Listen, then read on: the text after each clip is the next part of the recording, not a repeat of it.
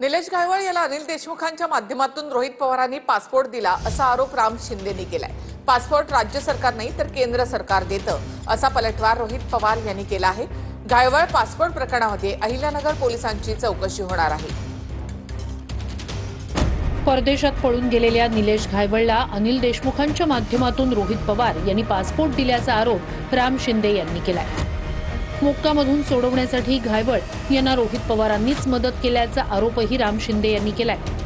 Passport हा 2020 साली मिळालेला आहे आणि त्यांच्या नातेवाईकांनी सांगितलं, निलेश घायवळांच्या नातेवाईकांनी सांगितलं की हा पासपोर्ट मिळण्याच्या संदर्भामध्ये आमदार रोहित पवारांनी तत्कालीन गृहमंत्री अनिल देशमुखांच्या मार्फत हा मिळवून देण्यासाठी प्रयत्न केला, हे त्यांच्या नातेवाईकांनी सांगितलं। माझे आणि त्यांचे दूरवर संबंध नाहीयेत, त्यामुळे मी गृहराज्यमंत्री असताना, देवेंद्र फडणवीस गृहमंत्री आणि मुख्यमंत्री असताना त्यांच्यावरती मोका लावला आणि त्या मोक्यातून सोडवण्यासाठी रोहित पवारांनी मदत केली हे मी सांगत नाही, त्यांच्या नातेवाईकांनी आता सांगितलंय आणि त्याच्यामुळे त्यांचे माझे संबंध असण्याचं कारणच